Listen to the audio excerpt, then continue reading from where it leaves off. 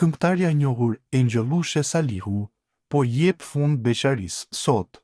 Ajo është faqur e mrekullueshme me vellon e bardhë, e veshur si një princeshe vërtet në dasmën e saj, raporton Ora Info. Angjelushja ka zgjedhur një fustan elegant me shkëlqim dhe detaje luksoze, ndërsa flokët i ka stiluar me onde voluminoze, të kombinuara me një kuror të madhe që e bën të duket edhe më mbretërore. Në dorë ajo mban një buqet të bardhë ndërsa fytyra e saj rezanton lumturi në këtë ditë të veçantë. Urime të shumta po i vijnë këngëtarjes nga miqtë, familjarët dhe fansat që admirojnë prej vitesh atë. Kosova ka nisur të strehojë emigrantë të deportuar nga Shtetet e Bashkuara, të cilët nuk kanë origjinë kosovare. Këtë e bëri të ditur të njëjtën në mbrëmje kryeministri në detyrë Albin Kurti. Sipas tij, autoritetet kosovare janë përgjigjur pozitivisht një kërkesë të administratës së presidentit amerikan Donald Trump, duke pranuar fillimisht 50 persona të larguar nga Shtetet e Bashkuara të Amerikës.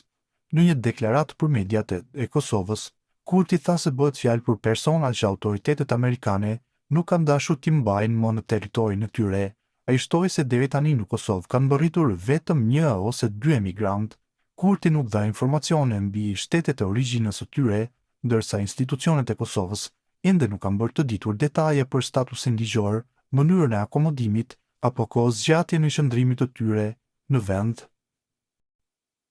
Kandidati për deputet i lëvizjes vetëvendosje Enver Dugolli ka deklaruar se është plotësisht i bindur se subjekti i tij politik do të arrijë të fitojë mbi 50% të votave në zgjedhjet e 28 dhjetorit, duke i siguruar vetes shumicën e nevojshme për formimin e qeverisë, pa pasur nevojë për koalicione pas-zgjedhore.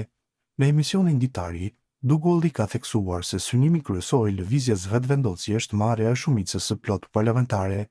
Ne synojmë ta fitojmë shumicën e nevojshme për të formuar qeverinë dhe institucionet dhe jemi të bindur se do të dalim fitues në këtë drejtim pa pasur nevojë për koalicione pas-zgjedhore. Besoj plotësisht se do të marrim mbi 50%, është shprehur Dugolli. Ai ka rikujtuar se në zgjedhjet e kaluara, edhe pse vetëvendosja kishte fituar mbi 42% të votave, bllokimet deportive të tjera me përqindje dukshëm më të vogla penguan formimin e qeverisë pa marrëveshje. Dugolli ka thënë se këtë herë beson se qytetarët nuk do të lejojnë eksperimente që e mbajnë vetëvendosjen nën 50%, duke e pamundsuar një qeveri të qëndrueshme. E kaluara ka treguar se nuk mjafton të kesh mbi 42% të votave, sepse bllokimi që u bë nga partitë e tjera të cilat kishin përqindje të dukshme më të vogël e pamundsoi formimin e qeverisë. Tani është në gjykimin e qytetarëve se çfarë do të ndodhë në këtë zgjedhje dhe unë jam i bindur se ata nuk do të lënë më hapësirë për eksperimente të tilla që ta lënë lëvizjen vetëvendosje nën pragun e 50%, duke mos i dhënë mundësinë për të formuar qeverinë, ka deklaruar ai ndër të tjera.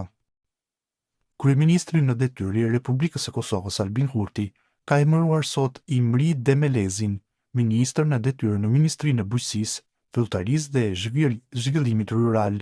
Ai do të zëvendësojë ministrin e deritanishëm të këtij dikasteri Faton Peci, i cili merr detyrën e kryetarit të komunës jugore të Mitrovicës pas zgjedhjeve lokale të nëntorit. Këtë e ka bërë të ditur vet ish-ministri Faton Peci përmes një njoftimi në Facebook. Të dashur qytetar, sot e dorëzova detyrën e ministrit të Bujqësisë, Filltarisë dhe Zhvillimit Rural tek Imri Demelezi, të cilit i uroj suksese dhe mbarësi në përgjegjësinë që e presin. Shpreh falënderim të veçantë për kryeministrin e Republikës së Kosovës, zotin Albin Kurti, për korrektësinë, mbështetjen dhe bashkëpunimin e shkëlqyer që kishim. Një falënderim për fermerët, kabinetin, stafin e ministrisë, bashkëpunëtorët e jashtëm dhe të gjithë aktërët e sektorit që kontribuan në secilë fazë të punës sonë të përbashkët. Faleminderit, ka shkruar Faton Peci në këtë reagim të tij në Facebook.